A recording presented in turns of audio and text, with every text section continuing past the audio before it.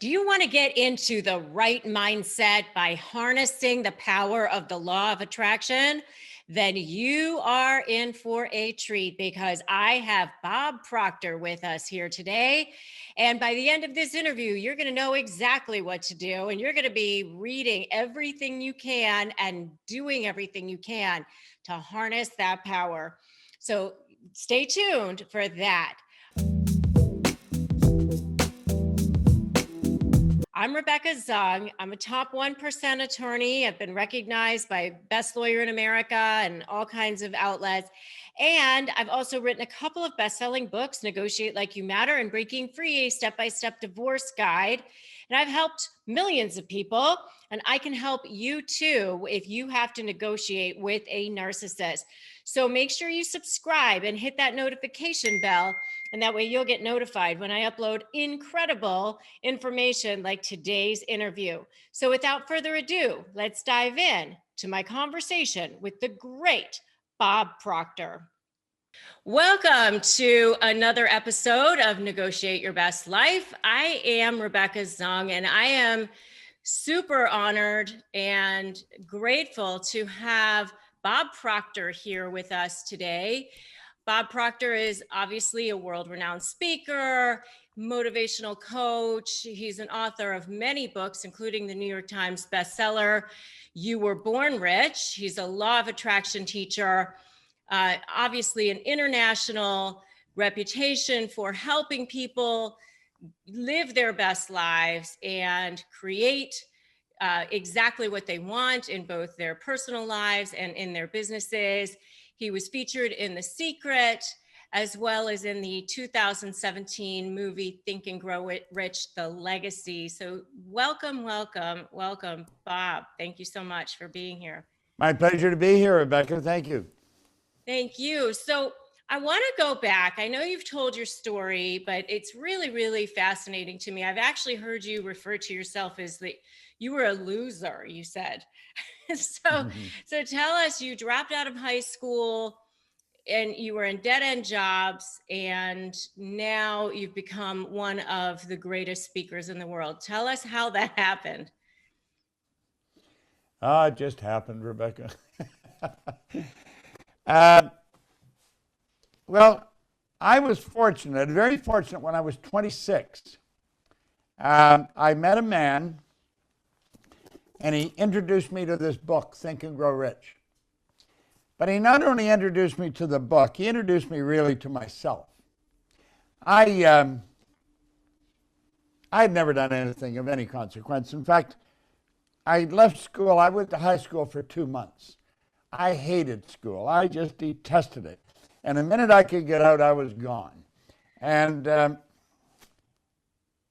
of course, when you go to the marketplace, you're selling your time, your energy, your loyalty, knowledge. I didn't have much of any of those to sell. So I ended up in dumb jobs. And I stayed in dumb jobs until I was 26. And I was fortunate enough to meet Ray Stanford. And Ray he'd helped a lot of people. And he got me to sit and take a look at my results. I had never done that. He wrote an R, a big R, on a sheet of paper. And then he put 3 letters, 2 H's and a W, down beside the R. I said, Bob, let that R represent results. And the 2 H's are happiness, health, and the W is wealth.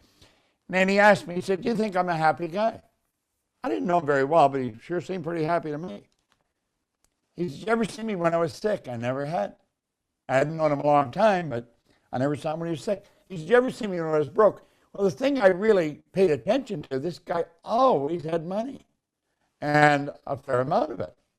I never had any. I mean, this is back in 1961, when you would buy 2 gallons of gas or 5 gallons of gas for $2. So I was always trying to hit somebody up for a couple of dollars for gas. And he got me to really look at what I was doing. And he said, why don't you change your results? You know, the idea of changing my results never entered my mind.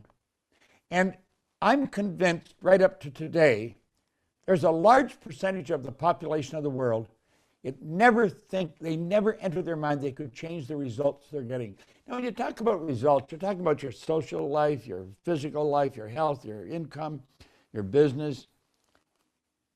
And he got me to really look at it.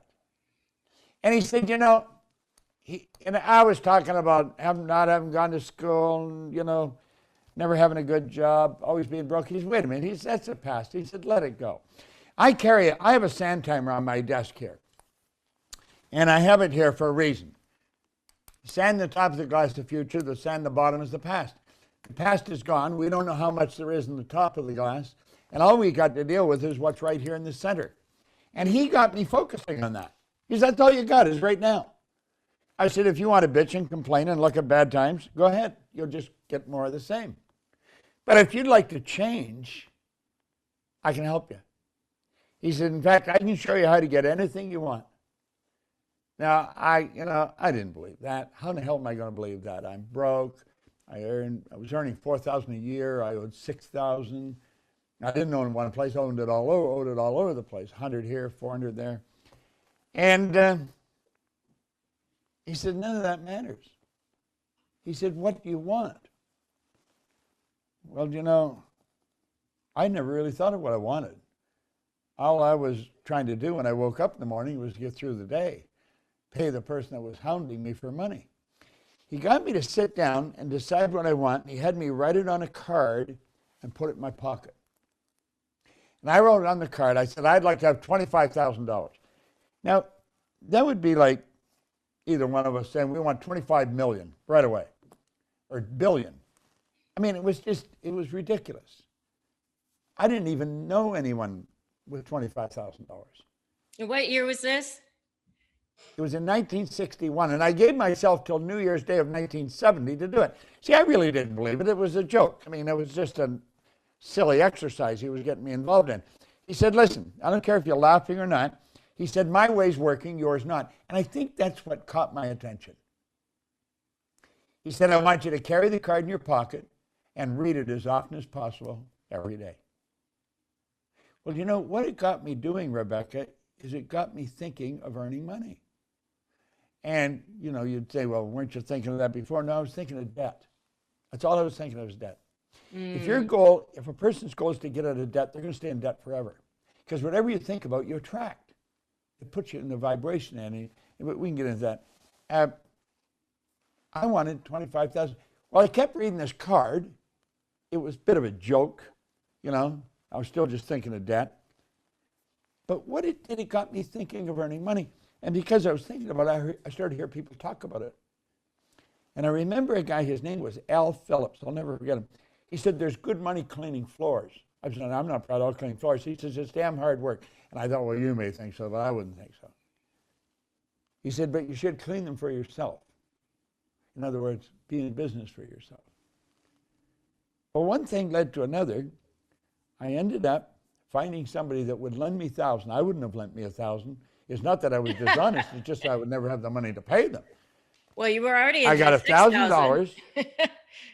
Yeah, but I bought $1,000, and I bought a used floor machine and some buckets and mops, and I got a contract to clean one office twice a month, $30 a time. Then I got another contract to clean an office for $65 a month. Now I'm up to $95. Now I was only earning $400 a month. Do you know, in less than 5 years, Rebecca, I was cleaning offices in Toronto, Montreal, Boston, Cleveland, Atlanta, and London, England. I had no idea what the hell I was doing, but I was earning a lot of money. You had people working for you at that point, too. All kinds of them. I had people working for me I'd never met, didn't even know them. And I stumbled on something, like I mentioned Mark Victor Hansen, he and I stumbled on an idea of flying to Malaysia one time. And when I'm on a plane, I usually play with numbers or words. And I'd written 1 and 6 zeros. And I thought, what's the big deal of $1 million? We've written songs about it. You say, what would you do if you won $1 million? And I thought, what's so different about people that earn $1 million? And I had earned $1 million a long time ago. I thought, what's so different? And I couldn't figure it out. I kept thinking about it. So then I started to think of other people that earned $1 million. And it dawned on me, they don't have one source of income, they got all kinds of them.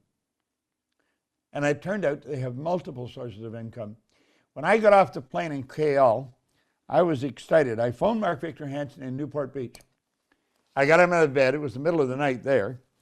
And I said, I got an idea. Why don't you and I do a seminar? We'll call it the $1 Million Forum. We'll teach people how to earn $1 million by setting up multiple sources of income. We run about 7 or 8 of those. That's where the Chicken Soup for the Soul books came from. Yeah. Out of that seminar. Yeah. And we started to teach people how to earn money. But I was earning all this money and I didn't know what I had done. I was living in England. I'll cut this story short for you. I was living in England and I was... This is fascinating. You don't need to cut it short for me. I want to hear it all. Well, I was earning over $1 million. I would live in England. I would go down to the Playboy Club on Park Lane. It was right beside the London Hilton. And I'd play roulette. I didn't care if I lost, and I usually won. And I was just throwing the money around because I knew where it was. I knew how to get it. And I got thinking one day, how did this happen? Because it just seemed like such a short period of time. I had nothing. I was miserable. I was unhappy. Here I am. I'm earning all kinds of money. And I thought, how did this happen? And I couldn't figure it out. I didn't know what I had done. And I started to think, I'd been raised with the idea, if you're going to earn a lot of money, you got to be really smart. Well, I knew I wasn't that smart, but I was earning a lot of money. So I thought, that's not true. And I was raised, if you're going to get a good job, you have to have a good formal education. I didn't have any. I didn't have a good job. I owned the whole damn company. And so I started to really ask questions. Do you know it took me 9.5 years to figure it out? And I started to study. I made up my mind I was going to quit fooling around in life. I was going to figure out, why did Bob change? And I've had some wonderful mentors. And I found it was simply through the repetition of reading this book, Think and Grow Rich. I read this every day. Look, it's falling apart. That's the exact book that you got in the 60s. This is the book. This is it. And you've been carrying it around every day since then. Yeah, every day. I read it every day. I just open it anywhere and read it, you know. And I started to listen to your recordings.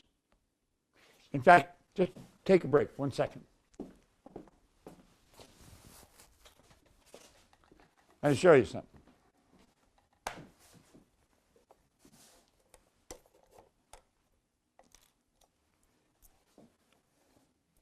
See this? Of more than 20 years of roulette. It's the little record player for those who are listening on podcasts. This is Earl Nightingale. In this recording, the magic word is the first of 12 you'll receive in this series titled How You Can Lead the Field in the Modern World. Before we start, I'd like you to know that I'm not going to try to tell you how to live your life. That's none of my business, nor is it anybody else's business. That's your business. Nor is this Lead the Field program a collection of pleasantries, platitudes, or Pollyanna. It is a summation of more than 20 years of research on one subject, and that is, why do some people do so well in life, while so many more do not? And the first thing let's talk about is the magic word. The experts call it the most important word as far as the results we get from life are concerned in this or any other language. And that word is attitude. Attitude. I listen to this every day. I would take it in the car. Little records. And I realized... For the people who are listening on a podcast version of this, it's a little 45. For those of you who are old enough to remember what... It's a 33 RPM. Oh, it's 33 RPM. It's a battery-operated record player, and this is a record. It's a vinyl. It's actually vinyl. It's a little vinyl record. This is from 1961. So this is I still listen to by the way, for people who are younger that are listening. This is before Audible, long before. That was Earl Nightingale, you heard. Earl Nightingale was the dean of personal motivation. He was a broadcaster out of Chicago. He literally changed my life, but he changed a lot of people's lives. And I was listening to that. I couldn't put it down. I'd never heard anybody talk like he was talking. And I never understood what attitude was. Hardly anybody understands what attitude is. You might start asking people, what is attitude? Well, it's attitude is the composite of your thoughts, feelings, and actions. Energy flows into our consciousness. As it comes into our consciousness, we have the ability to make a picture out of it. We can think, and you think in pictures. That's in your conscious mind, in your educated mind. You turn that picture over to your subconscious mind. That's in every molecule of your being, and that controls the vibration that this body is in. Your body is a molecular structure. So it controls the vibration you're in. Your vibration on a conscious level is called feeling. And the feeling then controls your action. The attitude is the position or bearing is indicating thoughts, feelings, and actions. It's everything about us.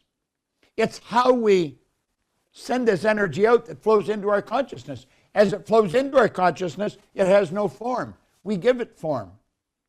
Yes. So well, in 9.5 years, I found out it's like it was physics. from reading these records or reading the books and listening to the records. And through the repetition, I reprogrammed my mind. Your mind is programmed, Rebecca, just the same as everybody else's. And it's programmed genetically. It's programmed at birth, genetically. All mom's DNA and all dad's DNA come together and that formed Rebecca. That was the moment of conception. 280 days later, you made your debut on the planet. Then everything that's going on around you is going right into your subconscious mind on top of all the genetic conditioning. It's a damn wonder that anybody wins. We have got such terrible programming. Terrible programming. What do you think explain what you mean by terrible programming? We are the product of past generations. And we are all screwed up. We teach people nothing about themselves. Listen, you're a brilliant woman. You're an accomplished business person. Why is it that only 4 or 5% of the population become financially independent? And let's say in America, one of the richest countries in the history of the world, 90-some%, people graduate from university with maybe a master's in commerce and finance, and they're broke. They got masters in business administration, and they can't find work. Okay, so this brings me to a question for you, because this is actually one of my questions. So I can tell you, for me, the exact moment that it shifted for me. And I had been a lawyer already a long time at that point, okay? But I remember my daughter, who's now 18, she was young, she was little, and I was writing the check out for her summer camp. And I was like, every single summer, when it comes time to paying for summer camp, it's like robbing Peter to pay Paul. How am I going to pay for this? Barely having enough money. And at that moment, as I wrote that check, I remember saying to myself, by next summer, when I have to pay for summer camp, I will not be struggling to pay this. And you were a lawyer. And I was already a lawyer. Oh, yeah. You're a lawyer. And the general consciousness is lawyers make a lot of money. Right. Well, by the next summer, I was making a lot of money. So the power of a decision for me, to me, it's like the deciding factor. I've often thought about writing a book, the deciding factor, because I remember making a decision in that moment. So talk about the importance of making a decision and how that plays out. Well, let me tell you, the largest chapter in this book is on decision. And on the first page, he points out that all successful people make decisions very fast, change them very slow, if and when they change them at all. I teach a lesson on decision. The only prerequisite to making a decision is, do you want to? Do you want? You wanted to change your income. That was the only prerequisite to make the decision. Do you want to? Most people, well, I tell a story about a couple that wanted to buy a house. I said, go buy one. They said, we can't buy a house. We haven't got any money. I said, you don't need any money. He said, what do you mean? I said, you haven't made a decision to buy the house. What do you need the money for? You see, we get all hung up on how we're going to do something. It's got nothing to do with it. Werner von Braun, when John Kennedy asked him what it would take to build a rocket that would carry man to the moon, bring him back safely to Earth, he answered him in 10 seconds. That's an enormous deal. 10 seconds. Nobody had ever been to the moon. His answer was the will to do it. Yeah. Andrew Carnegie in 1908 asked Napoleon Hill, the author of this book, if he would spend the rest of his life dedicated to an idea for which he would probably receive no material compensation for at least 20 years. In 25 seconds, he said, I will. And it was good because Carnegie only gave him 60 seconds to answer the question. See, it's got nothing to do with how you're going to do it. It's just, do you want to? People don't understand that. We should be taught that in school. The problem is, we're not even taught to make decisions as kids. Our parents make all our decisions because they want to protect us. And we leave home, we're not, that's why if people run around and say, what do you think I should do? They're usually asking somebody that doesn't think, what do you think I should do? You wanted to earn the money, and that's what got you focused, and that's where it comes from. Yeah. And what do you tell people? Because I know there's a lot of people watching this right now or listening to this who are going to say, well, but that's all well and good, but you were a lawyer or you, Bob Proctor. Okay, stop right there for a second, Rebecca. You were a lawyer. I was an office cleaner. Doesn't matter what your position is. Do you want to? Yeah. There are people. I would tell those people to shut up and listen. The problem is they don't think. The average person does not think. Earl Nightingale said if the average person said what they were thinking, they would be speechless. Dr. Ken McFarland from down in Kentucky, who's gone now, God bless him, he said 2% of the people think, 3% think they think, 95% would rather die than think.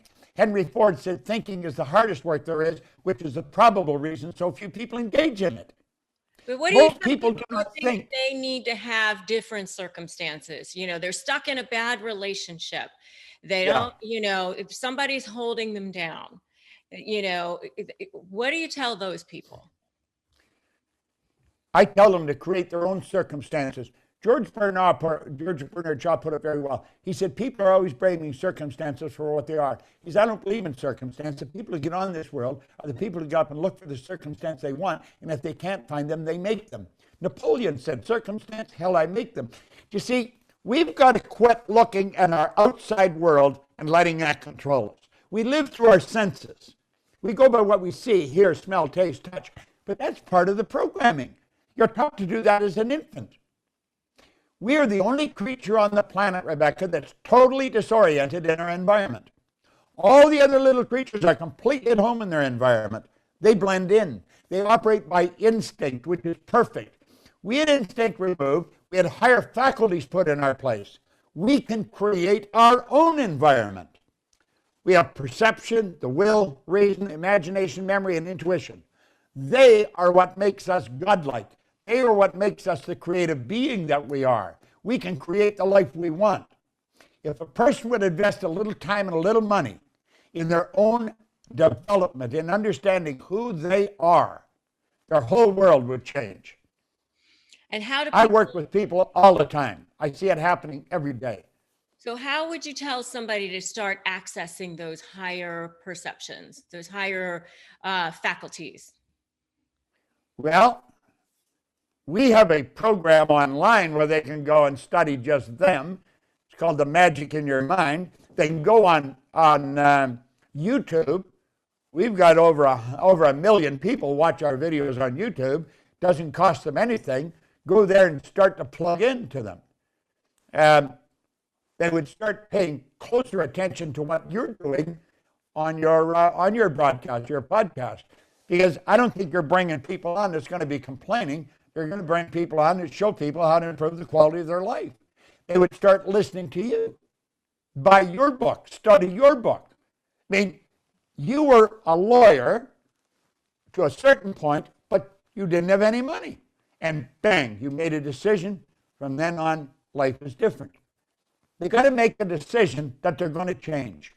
How they're going to change is irrelevant. They're going to change. How are they going to change? They want to do what Ray got me to do. Sit down and write what they want on a card. If you don't know what you want, nothing's going to change. You've got to decide what you want. What do you really want?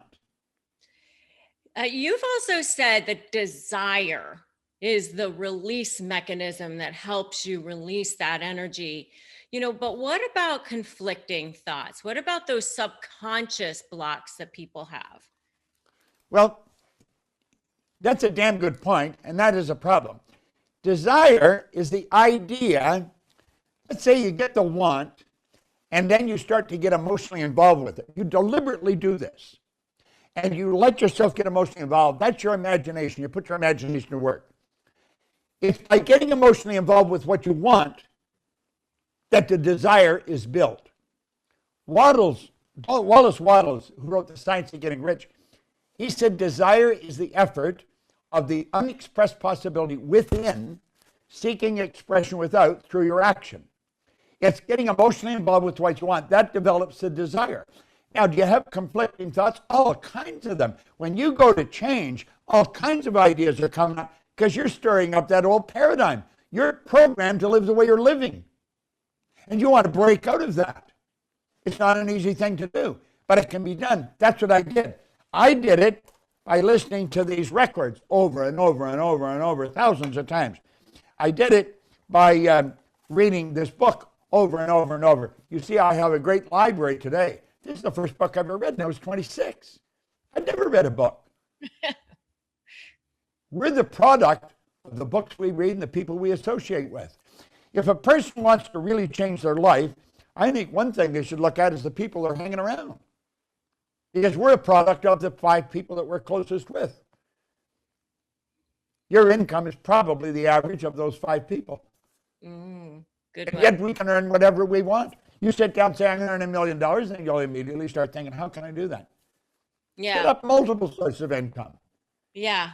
And I think it's quantum law. I think it's just physics, I think that like attracts like, I mean, that's a It is law physics. of It's all physics. science.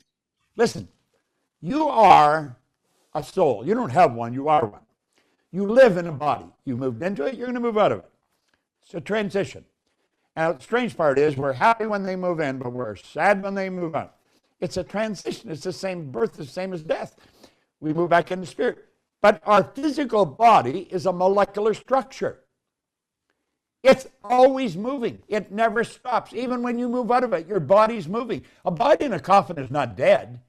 If it was dead, it would just stay the way it is. But it's not. It continues to vibrate, and it changes back into dust. See, if it was dead, it would never turn into dust. It continues to vibrate, and it disintegrates. Well, you and I have the ability to control our vibration. The vibration ring dictates what we attract. Listen, this is a phone. If I have your number on this phone and I hit send, your phone's going to ring. Doesn't matter where you are in the world, your phone will ring if it's turned on. That's because I get on the frequency that your phone is on. Well, we've got to get on the frequency of the good that we desire. And when we get on that frequency, we attract it. The secret helped a lot of people. It screwed up a lot of people too. A lot of people think all you have to do is say, I want it, and you'll attract it. That's not true. You've got to get emotionally involved with what you want. You've got to move into the frequency that the good you want is on. Everything operates on frequencies. Everything. We call this paper because of the frequency on it. It used to be wood. We changed the molecular structure of the wood, the energy that was called wood, and we call it paper. You take water. You boil it, you change the molecular structure of the energy you call water, you turn it into steam. Well, mentally, we can cause energy to change. We're creative beings. We've got awesome powers. But we don't know much about it because we're not taught anything. Our parents don't teach us, the school don't teach us. Where the hell are we going to get it? Well, I got it in the start by reading this book and listening to these records. That led me into reading more books and listening to more records. And I started to hear him say things on here. I thought, God, if this is true, I've really got a hold of something. Well, it was true, and I did have a hold of something. Today, I earn millions of dollars. At one time, I give millions away. At one time, I couldn't earn enough to pay my rent. What changed? Same with you. I made a decision. Yeah. So what would you tell people who are, depressed or sad or stuck in a hole. I mean, where does emotion fall into all of this? I mean, It all starts out in our own thinking. but It all starts out in our own thinking. You know, Solomon was a pretty bright guy. He said, in all you're getting, get understanding. Well, what do we want to understand? We want to understand that there's a power flowing into and through us. Literally flowing to and through us. As that power flows into your consciousness, it has no form. Now, you've got a choice. You can build a good picture or a negative picture. It's your choice. What do you want to build? You can doubt and worry, or you can understand. Think. Now, if you choose to doubt and worry, and you get emotionally involved with that picture, you're going to set up a vibration called fear. That fear must be expressed with and through the instrument, the body. It moves the body into a vibration called anxiety. We don't express the anxiety, we suppress the anxiety. The suppression turns into depression. The depression turns into disintegration, dis-ease, disintegration. Now, let's go back to the doubt and worry. What's the opposite of doubt and worry? Understanding. What do we want to understand? We want to understand nothing is either good nor bad. Everything just is. Everything just is. You make it what it is. You can make it good or bad. Now, if we look at something, we say, I'm not going to doubt and worry. I'm going to build a picture of what I want. I'm going to see the good I desire. Now, when I get emotionally involved with that, I set up a vibration called faith. That sets up a vibration in my body called well-being. The well-being accelerates, and it's expressed. We're creative beings. There's laws. This whole universe operates by law. Von Braun said the laws are so precise that we don't even have any difficulty sending people to the moon, and you can time the landing with the precision of a fraction of a second. Yep. Everything operates by law. Winter never follows winter. The night always follows the day. These are laws. Well, it's an absolute law that when you get emotionally involved in an idea, that is going to be manifest into form. You literally create your own heaven or hell. Yeah. And you have to believe that you already have it. Can you talk about You've got everything you'll ever want. Listen, every religion and all science teach us nothing is created or destroyed. Nothing. Everything is in a constant evolution of change. We have the ability in our mind to cause everything in our world to change into what we want it to change into. Now, if a person is locked into what's wrong and they're in trouble, they want to stay there. They don't want to, but they do. If they would go to someone that understands what they're talking about and then do exactly what that person tells you. If a person comes into our coaching program, they got to do exactly what I tell them or they're finished. That was the deal I got. He said, you got to do exactly what I tell you. Now, I don't know why, but I decided I would do that. Everything in my life has changed. I have people pay me a lot of money. And if they don't do what I tell them, I fire them and I don't give them their money back. So you've also said that giving is one of the laws of the universe. Absolutely. Ralph Waldo Emerson said that is the law of laws. What you put out comes back. Action, reaction are equal and opposite. See, our job is to keep everything circulating. Circulation is the first law of the universe. When circulation stops, death sets in. Everything's got to keep moving. Giving is one of the greatest secrets of success there is. No question about it. And you can't, have a scarcity mentality.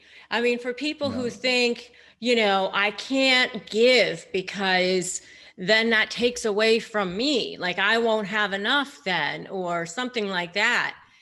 Listen, They don't understand. What they're really saying is, I don't understand there's an infinite source of supply. You willingly give and graciously receive. For a person to say, I haven't got enough, give of what you've got. You don't have to necessarily give money. Give a good word to a person. Leave everybody with the impression of increase. Give them a compliment. Go help somebody. I just phoned my sister. My sister and her husband, she's 88. She's still working. And her husband, he's not feeling that well. I phoned her and I said, what time would you like to eat dinner? She says, what do you mean? I said, what time would you like to eat dinner tonight? I'm going to send you your dinner. I bought a Shadow Briand last night from a steakhouse near me, and it was absolutely phenomenal. I'm going to get a Shadow Briand for them and have it delivered to them at 6:30 tonight. She said, really? I said, yeah. And you know something? I'm going to get more good out of that than she is. I just love the idea that it was just an idea that came to me this morning. Send Helen and John their dinner. There's a couple of restaurants around here that I frequent. I give them huge tips now, if it's takeout or if I go there, because they're getting beat up. My business isn't being hurt at all. Our business is growing. This didn't affect us. But they're getting hurt. Now, they're there to serve the community. I think when they get in trouble, the community should help them. So I give a lot to them. I have a good friend, Cynthia Kersey. She builds schools in Africa. I give a lot of money to her. So, I mean, to me, what we're talking about is the power of intention. And I have people who ask, how about, like, if you have an intention for someone who you love, for example, like that you want somebody to heal, you want somebody to get better, but they don't have that intention. How does that— They're not going to get better. Intention. Listen, you can send a person good energy, but you can't help anybody. You got to help yourself. You can help them if they will help themselves. Now, if you teach them how their mind works, how it manifests in their body, and you teach them, you can listen. The Christian Science religion is based on this. You go to a practitioner. The practitioner said, totally relax at 3 p.m. Eastern time. I want you to totally relax. Just be receptive. And they're holding an idea and they're sending energy to you that's real good energy. Most Christian Scientists don't understand what they're doing, but that's what they're doing. That's thought transference. And you can help another person. The distance means nothing, because when it comes to the mind, everything's right here now. So you can help people like that. So it's the power of prayer, really. But you've got to have a basic understanding of who you are. Listen, I have a business partner, and you remind me very much of her. Sandy Gallagher. She was a securities attorney, very successful, partner in a company. She came to a seminar I was conducting, and she started to hear stuff she had never heard before. And I was saying, what do you really want? Well, she thought she wanted to be a lawyer, because her dad was a lawyer, and she thought, maybe that's not what I really want. Well, she's my partner today. She owns half of this company. She has made such a phenomenal difference. I don't understand money. I understand how to earn it, but looking after it, I think that's boring work. She loves it. So we're great partners, okay? She has changed our company like night and day. And you know something? She did what you did. She made a decision. And when she made that decision, everything in her life changed, and so did our business. Yeah. So now I teach people how to negotiate, and specifically how to negotiate with high conflict personalities, difficult people, narcissists. That's what I teach people how to do. And that's why my channel has blown up so much. I tell people that 80% of a negotiation is won before you walk into a room. And that 50% of it is your mindset. Talk about that. Idea. Well, first of all, I don't agree with you. I think 95% of it's mindset. I think success is 5% strategy, 95% mindset. There's a woman I coach, Catherine Weishaupt. She lives in Germany, very bright lady. And for one of the first coaching meetings I was in with her, Gina, my assistant, was there taking notes, and I was talking to her, and she said, I think success is 5% strategy, 95% mindset. Woo. But intuitively, I knew she was right. And my mind went back to when I started. I didn't know how to spell strategy. I didn't know what strategizing even meant. I had a picture of going and building a business in Atlanta. I flew in one night at 5 o'clock. I was with my brother. I phoned a real estate agent. I had this whole picture. And I said, would you spend tomorrow with me if I rented an office from you, about 5,000 square feet in a long lease? He said, sure. He said, what do you want me to do? I said, I'll meet you in the morning. I said, I just want you to drive me around. On the plane, I wrote down, go to the Better Business Bureau. I went, put an ad in the paper for people. I rented an office. I rented furniture. I got the phone. I had everything done. I flew out of there the next night at 5 o'clock. 2 weeks later, we were in business in Atlanta. I just had a picture. I didn't understand strategy. It's the image. The image is everything. You keep thinking about that, Rebecca. Believing that 5% strategy, 95% mindset. And I do agree with you. I think it's won or lost before you even enter the room. Yeah, absolutely. Talk about attitude. Attitude for sure. I have a word for you that rhymes with attitude that I want you to talk about, which is gratitude. Where does that fall into all of this? Well, that is chapter 7 in Wallace Wattles' book, The Science of Getting Rich. I talked about Sandy Gallagher, my partner. She teaches us better than anybody I know. Gratitude, Wattles said, he said there's the entire process of mental adjustment and atonement can be summed up in one word: gratitude. Do you know what that means? If you're disturbed with anything, something's bothering you, or there's something really disturbing you, if you sit down and write out what you're grateful for, you got to be sincere. You're really grateful. Your world changes. Yeah, because now you're in receiving mode, right? Well, you're not only in receiving mode, you've connected to your source of supply. When you're in a state of gratitude, you're connected to your source of supply. Gratitude is an attitude that will fix anything. Anything. Every morning, I sit down and I write out 10 things I'm grateful for. First thing I do. And why is it important that you write it instead of just say it? Well, writing causes thinking. Thinking creates an image. The image stirs the emotion. The emotion sets up the vibration. Writing is very important. If you have something you want to do, a new habit you want to form, write it out in the present tense. I'm so happy and grateful now that I wake up feeling wonderful with a smile on my face every morning. Write that out 100 times every day for a month. I guarantee you're going to wake up with a smile on your face feeling wonderful every morning. The writing programs the mind. It's a way of reprogramming, changing the paradigm. The paradigm is what controls your life. Totally. And so for people who are listening to this, because this is a lot of my community, they feel paralyzed right now. They feel powerless. They feel traumatized, beat up, used and abused. Where would you have them start? Like, give them... I would have them start by, first of all, understanding that there is someone that can help them. And that someone is Rebecca Zung. You can help them. You know you can help them. They've got to believe you can help them. Then they've got to do exactly what you tell them. And where they should start is where Ray got me to start. Sit down, write what you want on a card in the present tense, and read it as often as possible every day, what you want.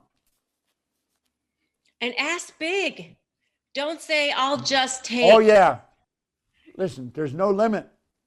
We're God's highest form of creation. We got a marvelous mind. First of all, we want to understand nothing's big and nothing's small. When we really understand that, we'll start raising the bar. Yeah, because a lot of people, when they come to me for individualized coaching, and I now coach people in business and, all over the world, literally all over the world. And I have people who will come to me and they'll start off with, I don't want a lot. I just want this. If I could just have this, it would be okay. I would say, listen, if you're going to work with me, I want you to want a lot. Exactly. I want you to want a lot, always more. And if you don't want it, give it to somebody that needs it. But I want you to be a wonderful recipient of plenty, of abundance. I want you to see yourself as a person that attracts abundance. And you spread it everywhere you go. You're going to be just the distributor of great good. So if you're going to work with me, I want you to want a lot. Quit settling. There's no settling in my world. Because the universe is very responsive. It's going to give you exactly what you asked for. So if if you say, I only want this, then that's what you're going to manifest. That is because the universe is totally deductive. The universe can only accept. Your subconscious mind is your universal mind. It can only accept. It can't change anything. And if you're thinking sad thoughts and you're turning them over to your subconscious, that's exactly where you're going to be. You got to see yourself with the life you want, living the way you want, being who you want. That's how you're building your business, Rebecca, and that's how they can build theirs. Yeah, their business or their personal lives, or getting out and starting a new life, getting out and divorcing a narcissist or whoever it is, whether it's a business partner or a romantic partner or whatever, wherever you are is the jumping off point right now. Yep. Right? You're right.